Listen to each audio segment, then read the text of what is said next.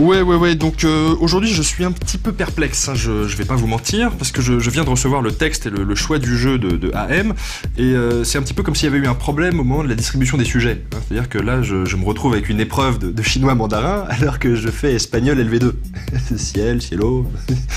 Donc AM s'est fait plaisir, donc une fois n'est pas coutume, ce que je vous propose c'est que je vais lire le texte, et je vais faire semblant de comprendre ce que je dis, d'accord?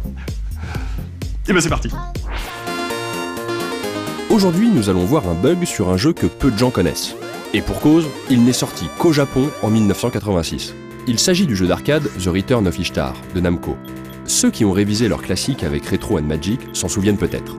Alors si, là, éventuellement, je peux te faire une blague, parce que Ishtar, c'est marrant. Comment ça, marrant? Parce que dans Ishtar, il y a Shtar. Pour information, Ishtar est une déesse, et accessoirement, elle a bercé mon enfance, donc je te prierai de ne pas lui manquer de respect. Ok. On continue. Pour rappel, il s'agit du deuxième jeu de la mythique série Tower of Druaga. On y incarne Kai et Gil qui doivent redescendre la tour du démon Druaga pour ramener le Blue Crystal Rod sur la terre ferme, et ainsi permettre à la bienveillante déesse Ishtar de revenir. Je pense que les plus malins d'entre vous auront maintenant compris pourquoi le jeu s'appelle Le Retour d'Ishtar. Donc c'est bon là, tout le monde suit? Donc ils sont montés en haut de la tour pour finalement redescendre avec le bâton qui permet de réveiller la déesse qui répond au doux nom d'Ishtar. Je continue.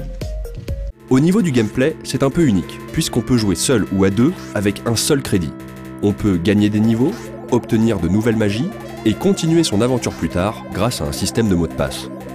Druaga oblige, le jeu est dur. Très dur.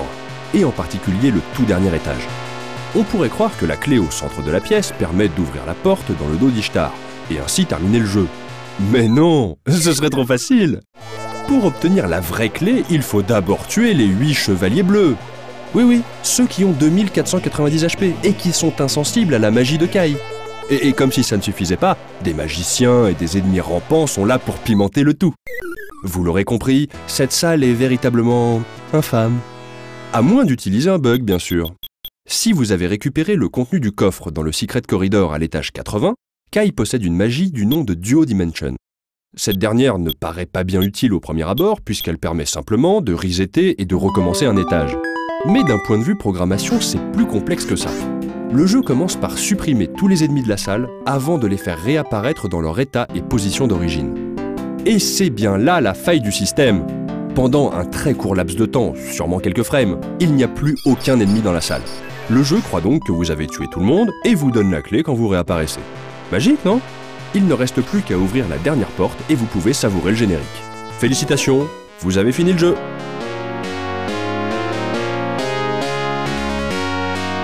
Et voilà, à la semaine prochaine. Bah quoi? J'ai pas dit Ishtar. Ah oui. C'est pas fini en fait, il y a encore du texte. Et ben je continue. Attendez, c'est pas tout. Il existe un moyen de pleinement remplir votre rôle et de faire apparaître Ishtar dans le générique de fin. Pour cela, il faut placer Kai suffisamment près de la sortie pour que Gil n'ait plus qu'à toucher la porte pour terminer le niveau. Si Gil met fin au stage au même moment que Kai meurt, le jeu vous affichera un game over. Mais si vous rajoutez un continu au lieu de recommencer le dernier étage, le générique de fin se lance directement et Ishtar en personne se trouve figé sur l'écran à la même position que lorsque vous êtes mort. Félicitations, vous avez fini le jeu tout en faisant bel et bien revenir Ishtar parmi les hommes. Vous êtes un véritable héros. Pour info, le sprite d'Ishtar restera ainsi figé à l'écran jusqu'à ce qu'une nouvelle partie soit lancée. Voilà, je vous laisse sur ce magnifique écran titre qui n'a jamais aussi bien porté son nom. Ishtar. Et c'est ainsi que se termine cette émission consacrée à The Return of Ishtar. Eh ben voilà, c'est pas si difficile. Non, c'est vrai. Finalement, c'est pas si dur de dire Ishtar.